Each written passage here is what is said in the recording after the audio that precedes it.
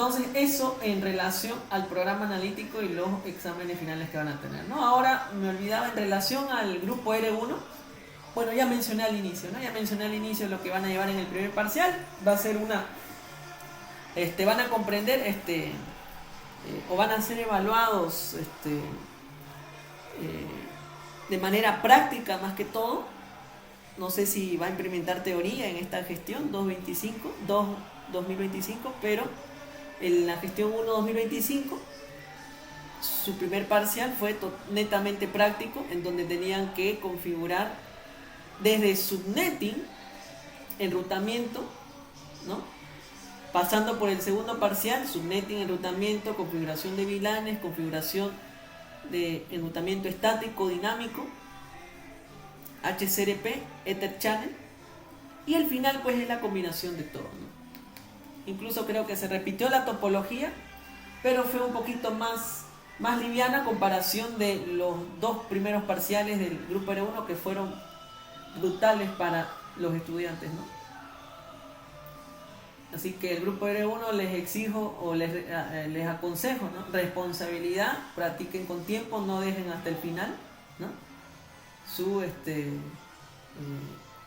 El tema del repaso, ¿no? Yo manejaba una guía de estudio, recuerdo, para el anterior semestre para Redes 2. Voy a tratar de buscarla en el WhatsApp y se los voy a pasar. Esa guía de estudio comprende más o menos similar a esto que les estoy armando, que es un compendio de enlaces donde los va a llevar directamente a videos o tutoriales o auxiliaturas que yo he subido el anterior semestre para los que quieren adelantarse y ganar tiempo, ¿no? Eso también. Bueno, les tengo, antes de continuar con sus tareas que tienen pendientes, les tengo un repaso rápido, sencillo de lo que han visto o de lo que están viendo, ¿ya? Y de lo que tienen que tener en claro, ¿no?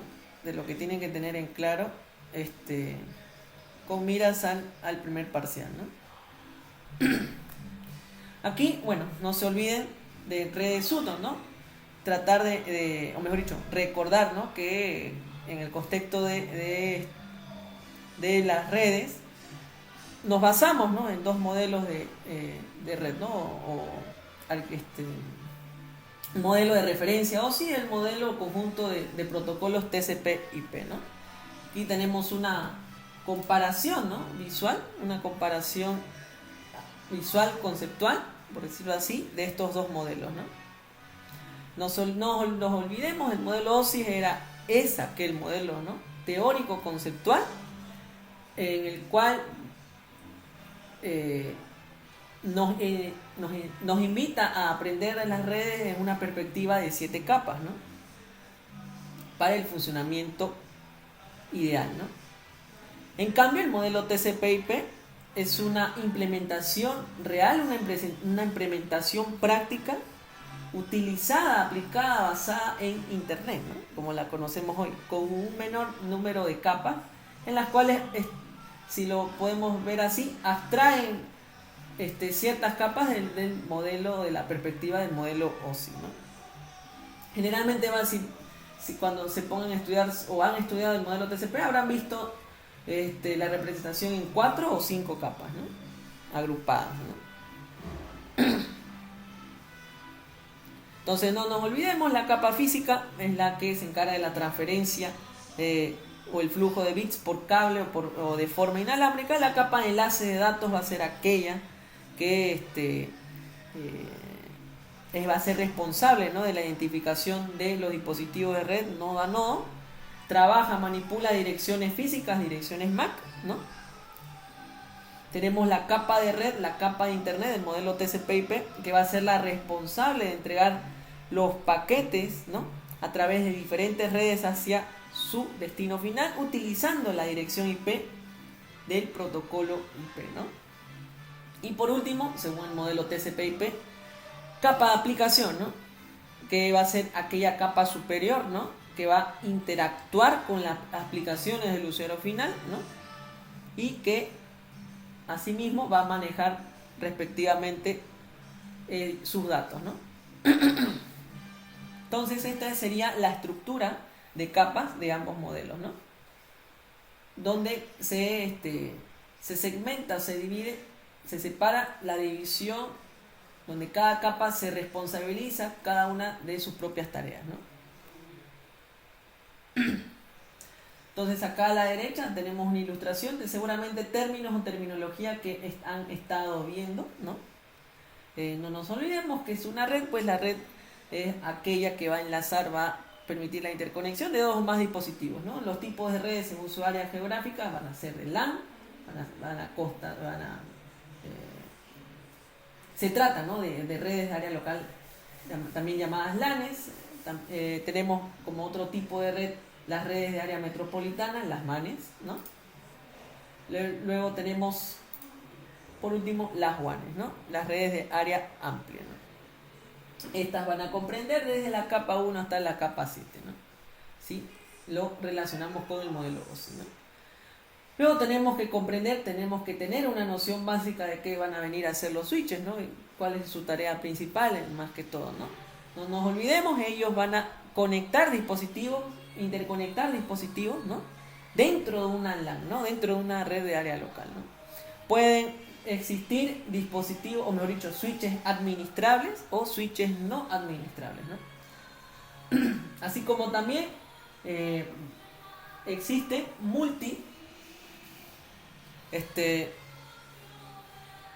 switches que operan en capa 3, ¿no? Estos van a venir a ser switches con capacidades o funciones que realizan los routers. Esto lo vamos a... el grupo R1 lo va a manipular mucho en el simulador de Packet Tracer, ¿no? Luego tenemos que tener en claro la función de un router, eso no olvidamos también.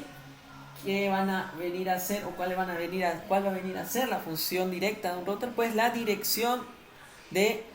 se va a encargar de dirigir, ¿no?, los paquetes de datos mediante diferentes redes, ¿no? ¿Cómo lo hace? Mediante tipos de enrutamiento, ¿no?, ya sea estático o dinámico, ¿no? ¿Dónde o a nivel de qué capa operan los enrutadores? Pues a nivel de capa 3, ¿no? Seguramente han escuchado hablar o van a ver la implementación de VLANes. Cuando hablamos de VLANes, pues estamos hablando de la posibilidad de poder segmentar, ¿no?, una red física en múltiples redes virtuales, ¿no? Hay distintos tipos de VLANes, las más relevantes podríamos mencionar las VLANes por defecto, las VLANes de datos, las VLANes de voz y las VLAN nativas, ¿no? Seguramente también han debido escuchar o realizar tal vez en sus tareas un concepto relacionado al trunking, ¿no?, o enlaces troncales, ¿no? ¿Qué va a venir a hacer este concepto? Pues va a permitir que múltiples LANes virtuales o VLANes, ¿no?, atraviesen un enlace físico, un solo enlace lógico, ¿no?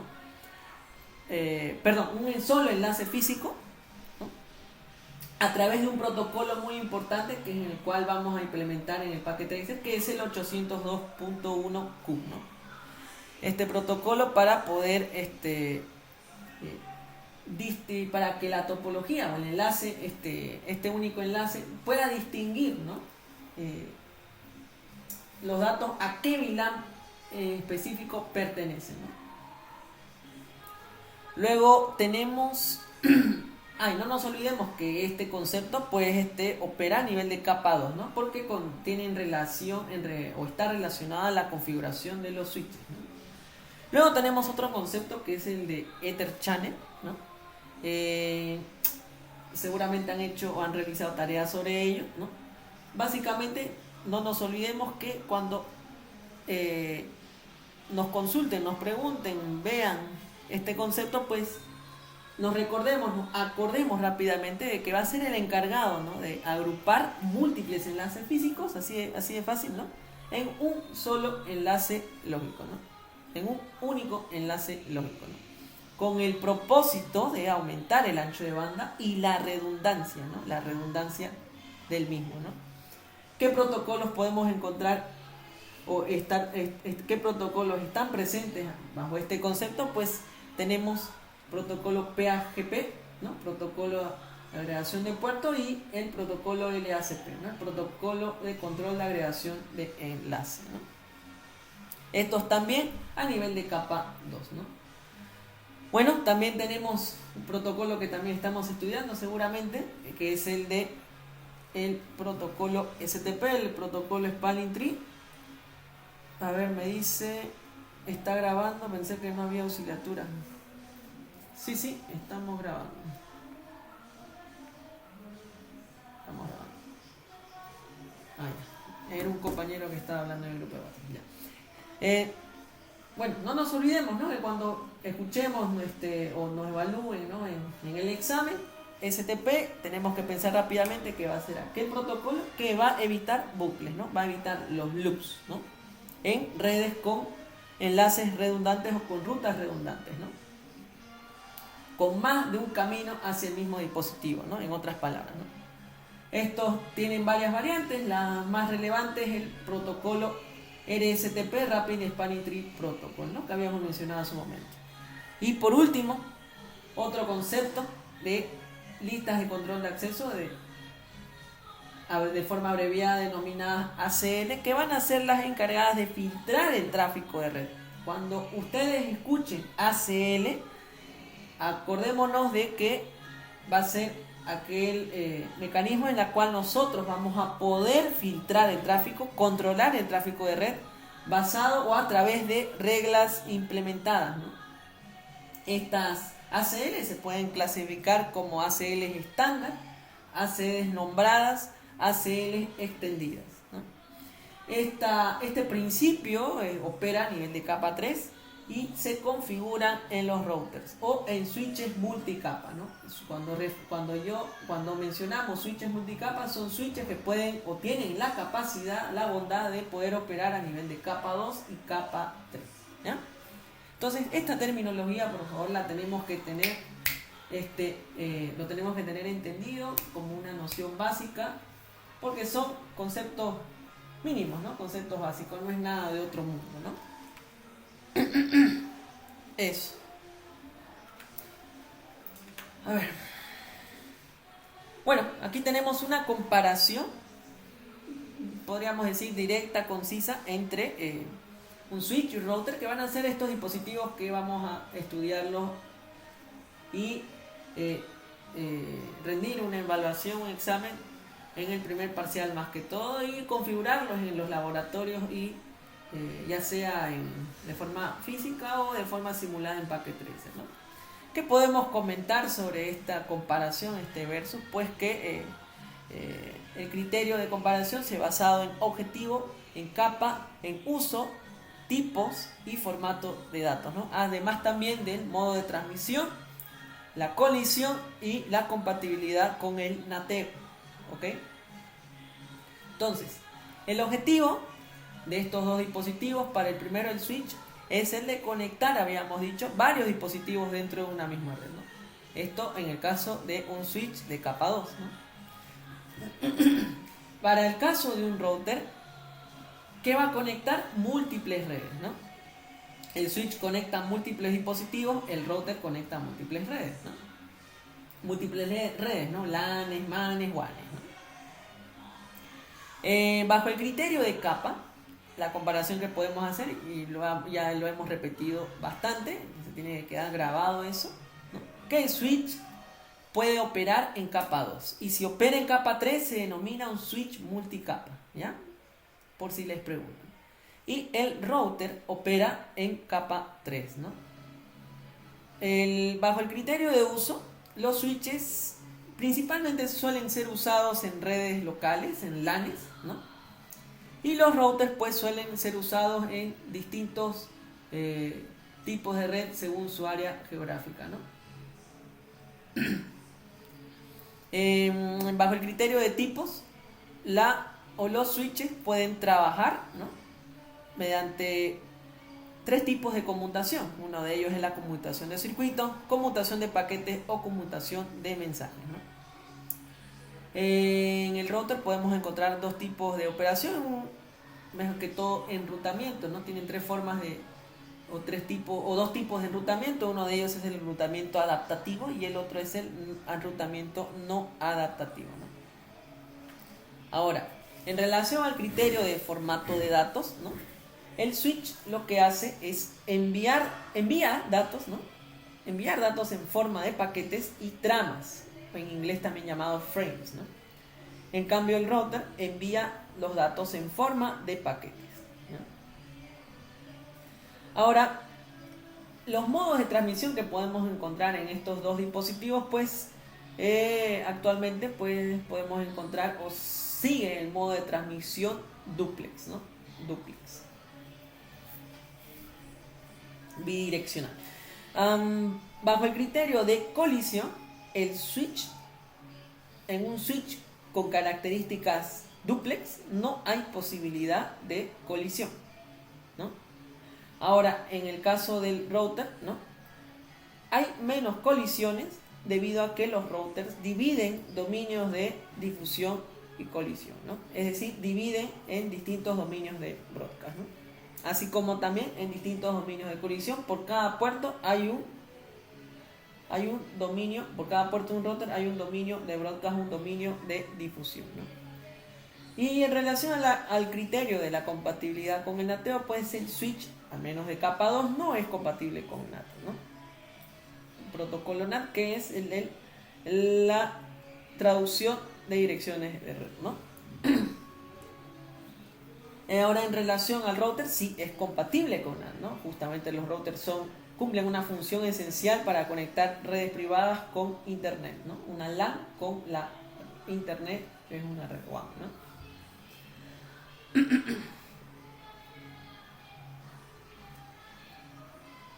Entonces, que quede definido y concluido esta parte, ¿no? Cuando hablamos de routing, del principio de routing, pues en español, enrutamiento, ¿no?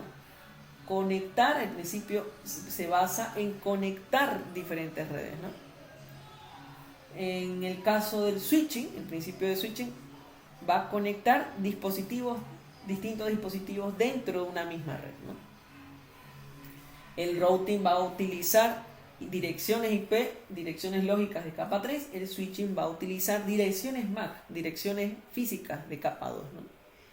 ¿Qué dispositivos realizan estas funciones, estas tareas? Pues el enrutador en el principio de routing y en el principio de switching lo realiza un switch, ¿no? Además vamos a tener que comprender, ¿no? Como noción básica, los distintos protocolos que van a utilizar los enrutadores, ¿no? Estos dispositivos de capa 3. Protocolos de enrutamiento, ¿no? Con el objetivo de determinar el mejor camino que debe seguir un paquete a través de redes interconectadas entre sí, ¿no? Esos protocolos podemos mencionar entre los más relevantes el protocolo RIP, ¿no? Que su principal característica es el de utilizar el conteo de saltos, ¿no? Como una métrica para encontrar la ruta más corta, la ruta más óptima, ¿no? Si les preguntan en qué tipo de redes según su alcance son utilizadas en redes pequeñas, ¿ok? Y es menos complejo a diferencia de los demás, ¿no? Protocolo de enrutamiento OCPF, ¿no? Un protocolo de estado de enlace, ¿no? Es más complejo que el anterior, pero más eficiente, ¿no? El cual está basado mediante un algoritmo para calcular la ruta más rápida, ¿no? Tenemos EIGRP, que es un protocolo híbrido del fabricante propietario de Cisco, ¿no? Que mezcla características de los algoritmos de estado de enlace OCPF y del vector distancia del protocolo RIP, ¿no? Tenemos el protocolo BGP, que es el protocolo de escala de internet, en realidad, ¿no? Utilizado principalmente por routers, ¿no? De proveedores de servicios, routers de ISP, ¿no? Para intercambiar la información de enrutamiento entre sistemas autónomos, ¿no? Para enrutar el tráfico a través de internet, ¿no? Más que todo eso, ¿no? Bueno, por último, no lo ponemos en práctica en la asignatura, pero es necesario conocerlo, ¿no? Es el protocolo ISIS, ¿no? protocolo de estado de enlace escalable, similar en condiciones al OCPF, a menudo comúnmente usado, ¿no?, por grandes proveedores de servicios también, ¿no? Ahora, en relación a los protocolos de switching, ¿no?, ya lo habíamos mencionado anteriormente, no voy a volver a repetir, pues solamente tenemos o contamos con el protocolo Spanning Tree, ¿no?, protocolo de árbol de expansión, en la cual es prevenir los loops, prevenir los bucles en una red, si es que hay caminos redundantes o hay más de un camino entre los dispositivos, ¿no? Básicamente lo que va a hacer es deshabilitar, ¿no?, temporalmente esos enlaces redundantes para prevenir estos loops, ¿no? Y pues el STP es la versión mejorada del mismo, ¿no? ¿Qué podemos encontrar en protocolos de seguridad o firewalls? Pues podemos encontrar distintas funciones de seguridad implementadas, ¿no?, en distintos dispositivos que operan en múltiples capas, ¿no?, generalmente a nivel de capa 3 o capa 4, ¿no?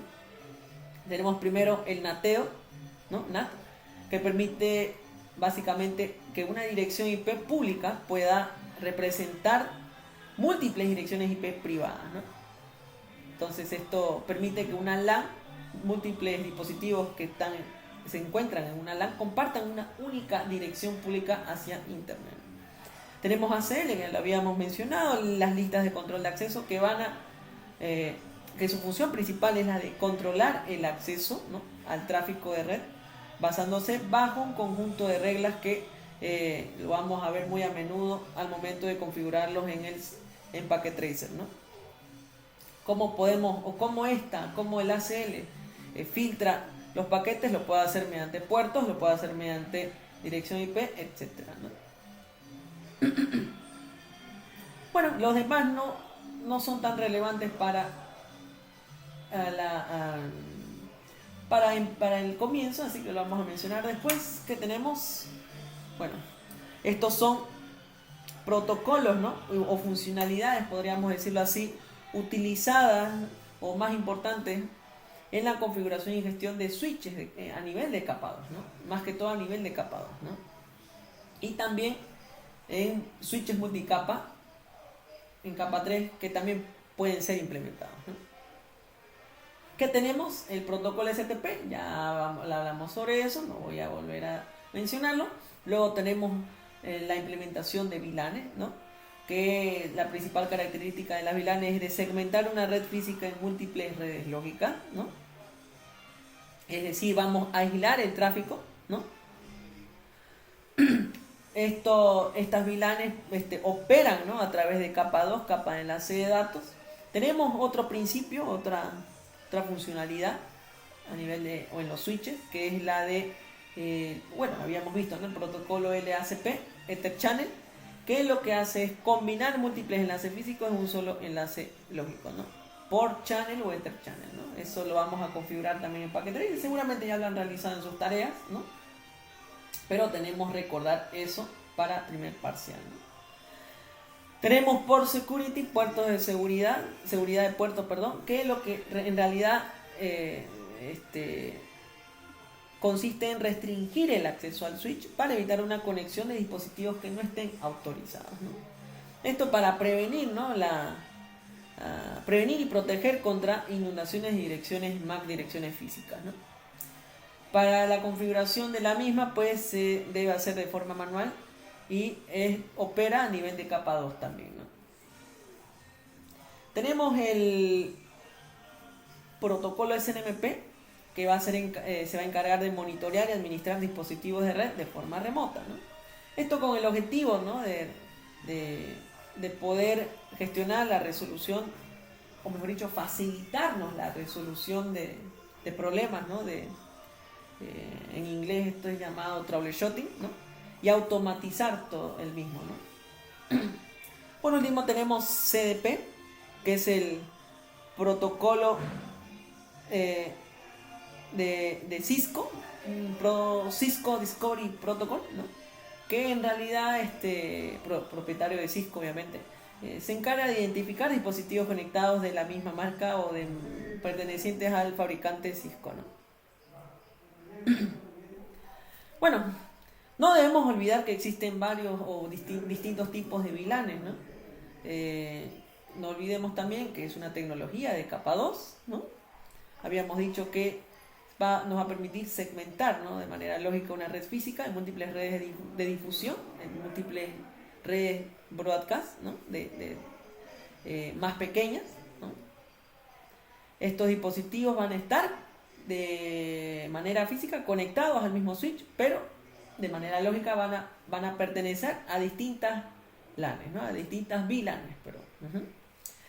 Podemos encontrar como un tipo de VLAN las VLANes por default, o una default VLAN por defecto, ¿no?, que va a ser aquella VLAN preconfigurada, ¿no?, en el switch, ¿no?, de fábrica o por defecto. Generalmente están identificadas con un ID 1, VLAN 1, ¿ya?, para que lo tengan en claro. Aquí en una VLAN por defecto, un detalle que podemos mencionar, y es importante hacerlo de una vez, es que en la VLAN por defecto todos los puertos, todas las interfaces del switch van a pertenecer a esta VLAN hasta que un administrador de red de forma manual los reasigne a otra VLAN, ¿no? Tenemos también como otro tipo de VLAN las VLANes de datos, ¿no? Estas también conocidas como VLANes de usuarios, ¿no?, que van a transportar el tráfico generado por el usuario, ¿no? Podemos pensar en ello como navegación web, correos electrónicos, que nos va a ayudar en realidad a separar diferentes tipos de tráfico, ¿no? Luego tenemos la VLAN de voz. Esto más que todo lo vamos a configurar en PacketTrace, se van a dar cuenta de ello.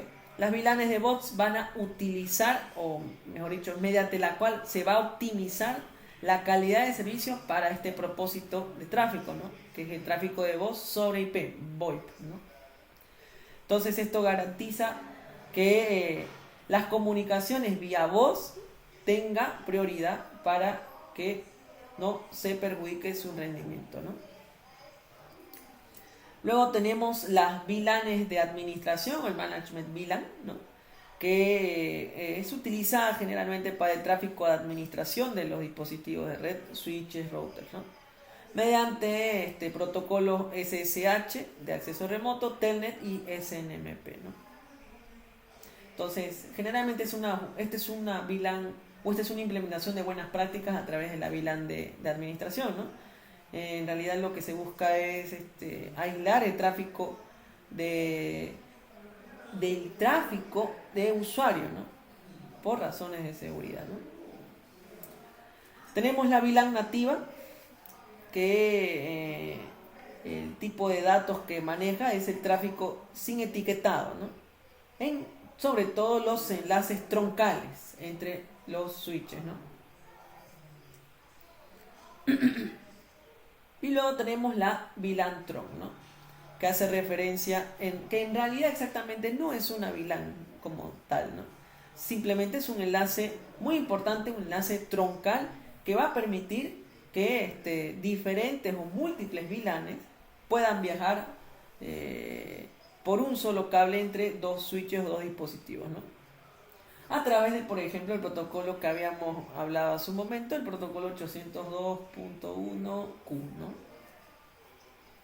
Entonces, en conclusión y en resumen, las VLANes troncales o el enlace troncal va a facilitar la comunicación inter-VLAN, ¿no?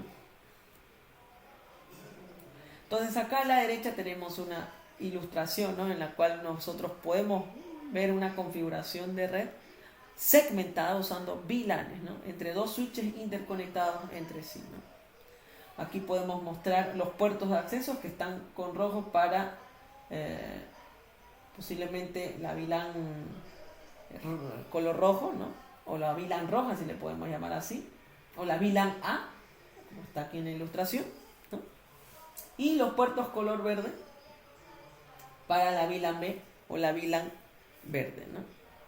Entonces ellos van a ser puertos de acceso, access port, para sus respectivas VLANes, ¿no?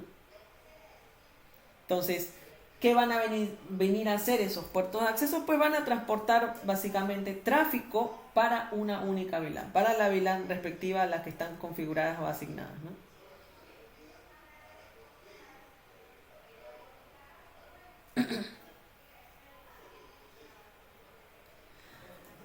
En relación a la interconexión de puertos troncales, pues tenemos un enlace troncal acá, ¿no? En el cual, o también llamado un puerto troncal, ¿no? Están conectados entre sí, podemos observar en el puerto número 24, ¿no? Donde su función es la de proporcionar como único camino, en donde el tráfico de todas las VLANs, en este caso de la VLAN roja y la VLAN verde, ¿no? pueda utilizarse para moverse entre los switches, ¿no? Entonces esto con el fin de que el switch receptor, por ejemplo este switch de abajo, ¿no? sepa a qué VLAN pertenece cada paquete, ¿no? Durante el flujo de los datos, y el tráfico en ese enlace esté etiquetado, ¿no? a través del protocolo 802.1, ¿no? Entonces, no nos olvidemos que los switches al configurar las VLANs, al implementar las VLANs, podemos configurar o manipular puertos de acceso y también podemos manipularlos en forma de puertos troncales, ¿no? Los puertos de acceso conectan dispositivos finales, ¿no? Cada puerto de acceso está asignado, ¿no? a una única VLAN, ¿no? El tráfico que se maneja en estos puertos de acceso pues son paquetes sin etiquetar, ¿ya? El switch va a ser el que automáticamente va a añadir una etiqueta de VLAN al paquete cuando entra el switch, ¿no? Ahora, en el caso de los puertos troncales, pues el propósito principal es el de conectar a otros switches para la comunicación entre ellos, ¿no? En relación a las VLANs, pues pueden llevar tráfico de múltiples VLANs, ¿no? Y además de que manejar paquetes etiquetados, ¿no?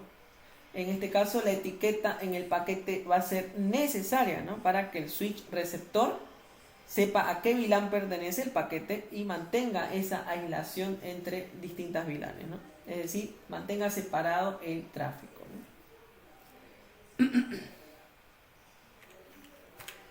Bueno, aquí vamos a hablar rápido, si no nos vamos a extender sobre todo lo que han visto y para que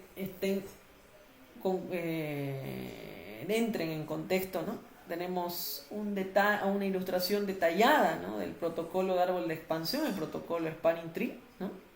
y algunas de sus variantes, ¿no? Importante, muy esencial para evitar los bucles de conmutación en switches, ¿no? en redes Ethernet, ¿no? Entonces el funcionamiento, básicamente, la operación del proceso de Spanning Tree, pues primero es la de determinar el bridge raíz, ¿no? el root bridge, lo que se llama, ¿no? Entonces el switch acá, con el ID de puente más bajo, se va a convertir en aquel root bridge o bridge raíz, ¿no? como el punto central de la red, ¿no?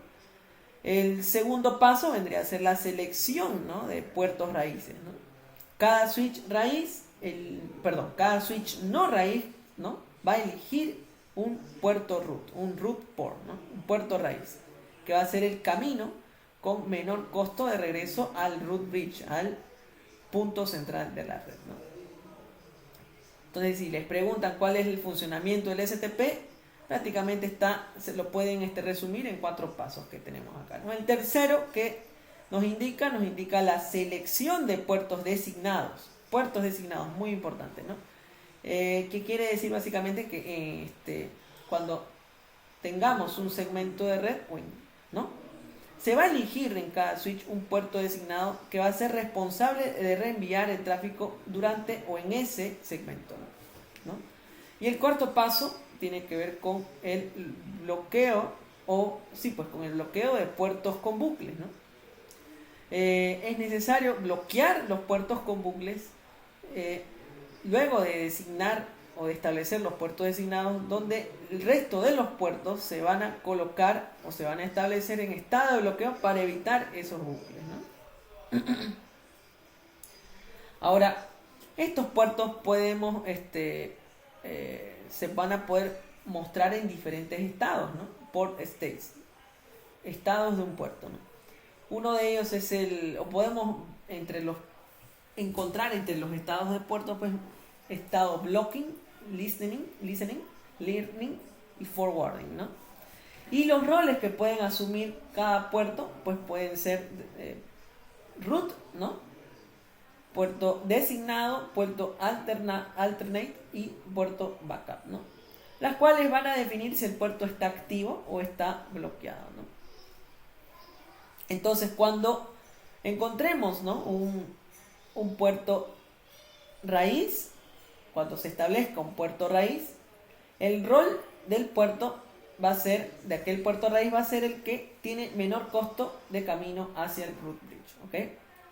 Entonces, aquí tengo que mencionar algo muy importante, que es que solamente puede haber un puerto raíz por un switch no raíz, ¿ya? Y el estado en el que se va a encontrar ese puerto raíz va a ser en estado de reenvío o en estado de forwarding, ¿no? Ahora, en relación a lo que hemos mencionado con el puerto designado, va a ser aquel puerto que va a ofrecer el mejor camino, ¿no?, hacia afuera en un segmento de red, ¿no?, hacia afuera de un enlace, ¿no? Este se va a encargar de reenviar tramas y también lo vamos a encontrar en estado de forwarding, ¿no? Por último, el puerto alternate, ¿okay? Alternate va a ser aquel puerto alterno en que va a ofrecer un camino alternativo al root bridge si en caso el puerto raíz falla o se cae, ¿no? Temporalmente se mantiene blocking, pero en permanente escucha por si el puerto raíz se cae, ¿no?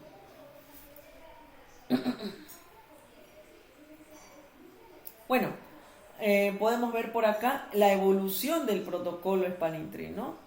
Desde el estándar de inicio, como ser el Legacy STP, ¿no?, que tenemos acá arriba, hasta las versiones más rápidas, como ser el RSTP, el Rapid Spanning Tree, ¿no?, y otros protocolos que permiten múltiples instancias de Spanning Tree para diferentes VLANs, ¿no?, como ser PBST o MSTP, ¿no?, de acá.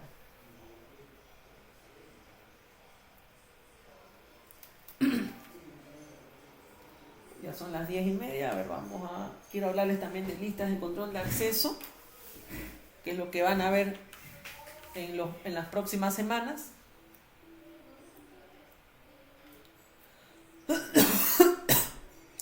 Cuando estudiemos listas de control de acceso, que va a ser muy, muy pronto, no debemos olvidar, y para entrarles en contexto, que la función principal del mismo es la de, ¿no?, permitir el filtrado de tráfico, ¿no?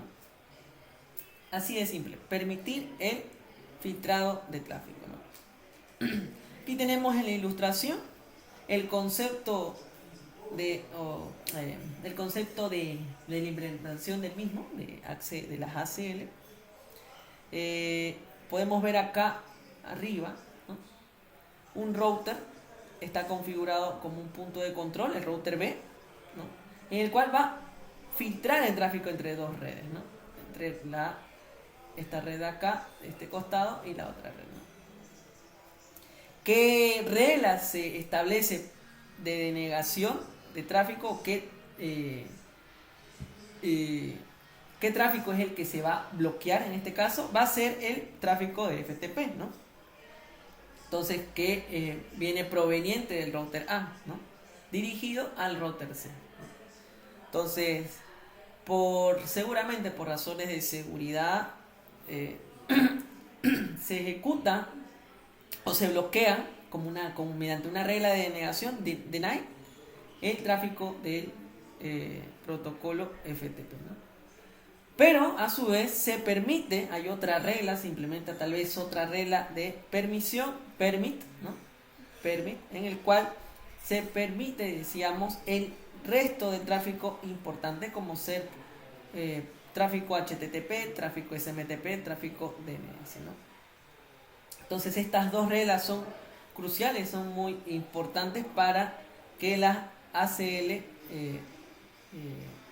para la implementación de estas ACL, ¿no?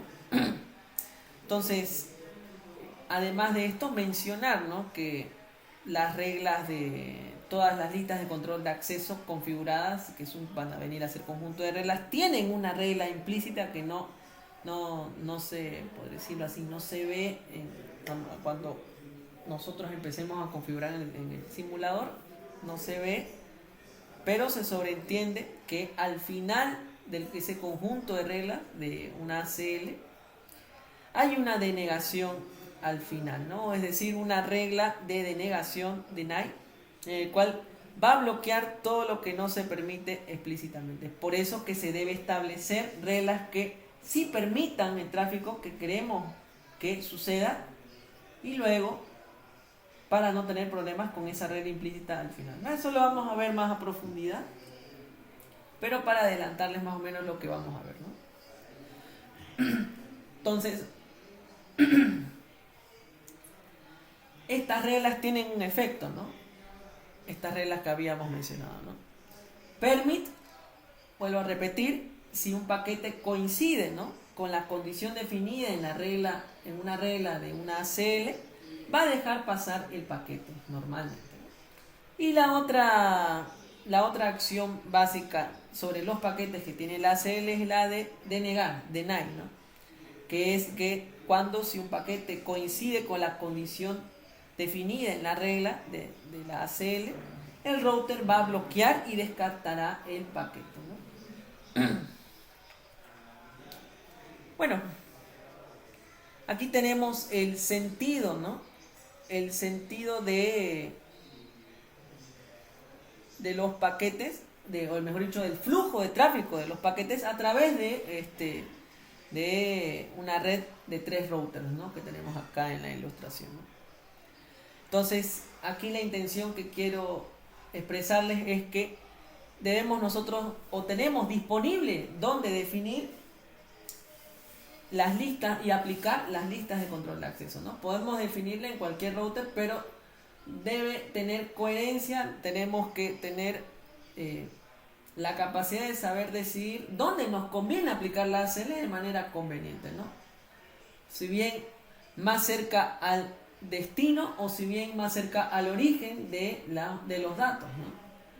Estas ACL se van a implementar en los routers, decíamos, y debemos escoger o definir en qué interfaz de esos routers podemos configurar, ¿no? Aquí vemos que el flujo de los datos va de izquierda a derecha en la línea verde, ¿ok?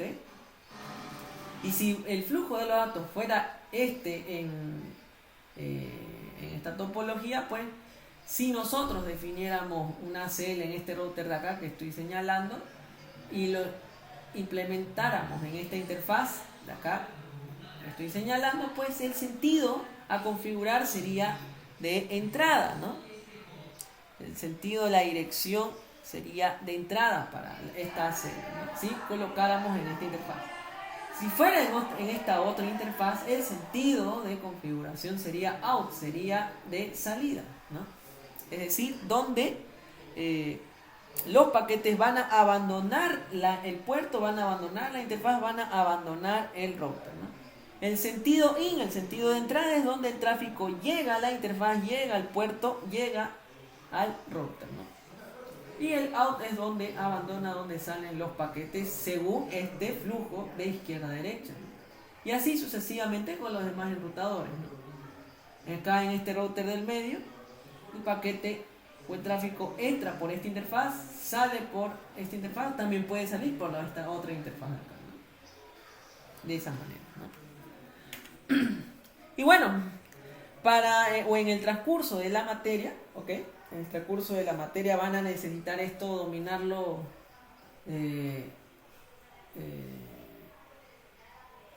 con un mínimo de dudas, porque se supone que en redes 1 ya hemos practicado y vencido de